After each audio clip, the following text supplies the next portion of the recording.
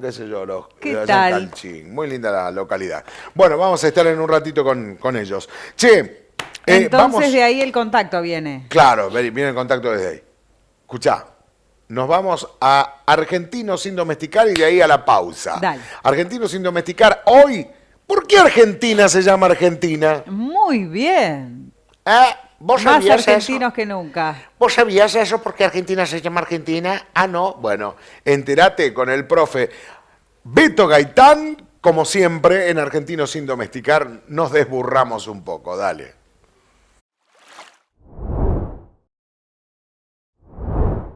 Muy bien, y estamos en una columna más de Argentinos sin domesticar.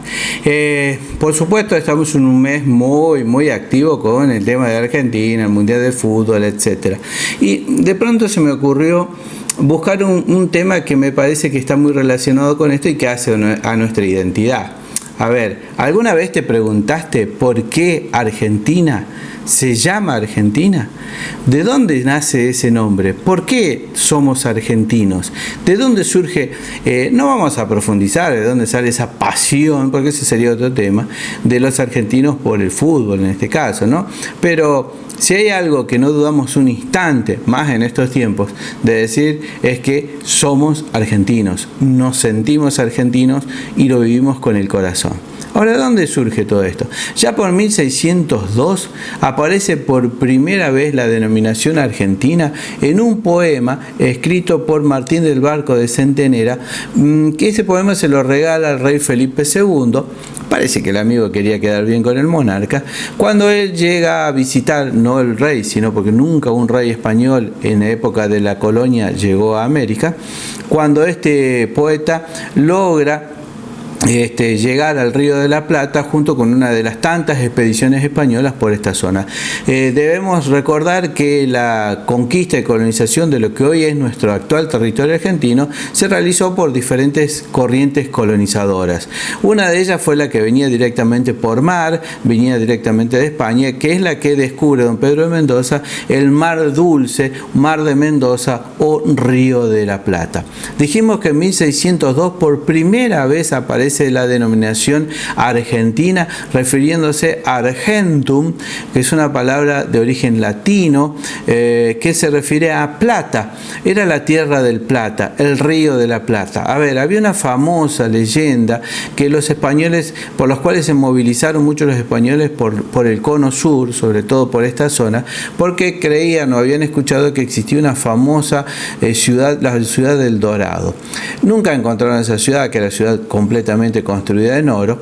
Eso es parte de un mito, de una leyenda, pero sí descubrieron en Alto Perú, lo que hoy es Bolivia, el cerro de Potosí, de donde se extraía el argentum, la plata, el metálico. A partir de ahí toda esta región pasó a denominarse de alguna manera como Tierra del Plata o Río de la Plata, sobre todo en la zona donde salían los barcos que luego se dirigían hacia España. Dijimos que en 1602 por primera vez se utiliza esta denominación argentina. Ahora, ya iniciada la guerra de la independencia, cuando tratábamos y definitivamente nos declaramos independientes del Estado español, no se usaba la denominación argentina. En realidad el término argentino fue más asociado al nacido en el puerto, en Buenos Aires. Para la mayoría el argentum, el argentino, el argento, como diríamos hoy, se refería a aquel que había nacido en Buenos Aires. El resto de lo que después se denominó las Provincias Unidas, que no estaban tan unidas, se identificaban más con el terruño, con el lugar, es decir, un santafesino se sentía así, un cordobés, un tucumano, un salteño, que eran las provincias que existían en aquel momento. Fíjense que Corrientes, que quizás es una de las provincias más autonomistas que conocemos a lo largo de la historia, en algún momento en un decreto de alguno de sus gobernadores se refirió a los argentinos, pero nunca había una denominación oficial, es decir, en un documento de cuando da origen al Estado argentino, que es decir, a partir de una constitución, tampoco se utilizó la palabra Argentina. De hecho, en los primeros ensayos constitucionales, desde 1800, por ejemplo, 20, el 19, el 20, el del 24, siempre se refirieron a las Provincias Unidas del Río de la Plata. En la época rosista era la Confederación Rosista o la Confederación del Río de la Plata.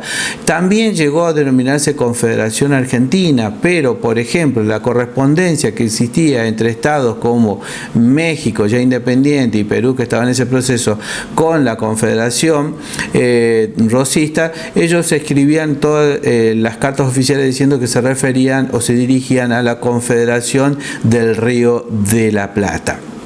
En la época de la guerra con el Brasil, en 1827, por ejemplo, toda la documentación secreta del Imperio de Brasil referida a lo que hoy es nuestro país, que estaba en guerra, como dijimos, con el Imperio de Brasil, se referían a la a la República del Río de la Plata. Estamos en la época donde gobernó un presidente que no era constitucional, que fue Bernardino Rivadavia.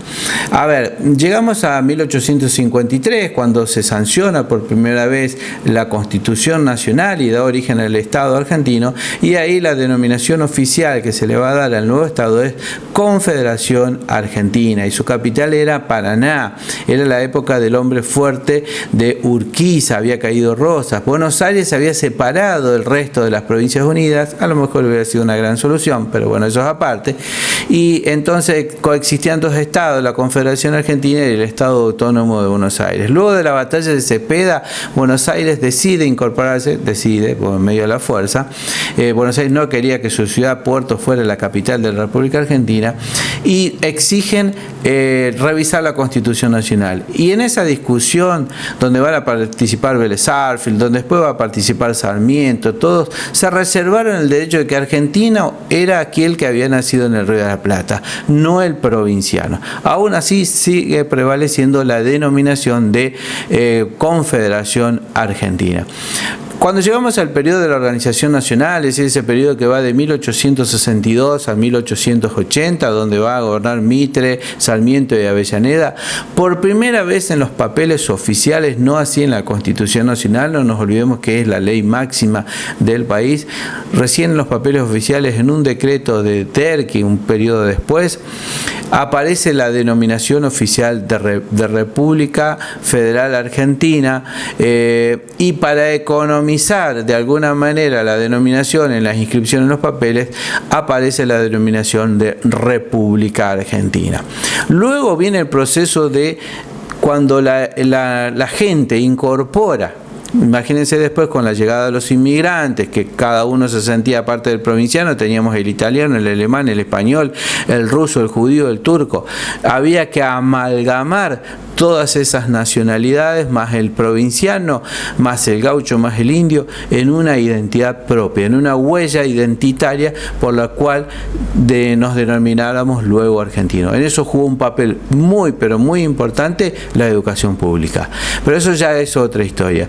Recién entrado el siglo XX podemos decir que empezamos a sentir claramente todos y cada uno de los habitantes de este territorio que éramos, somos y seguiremos siendo argentinos.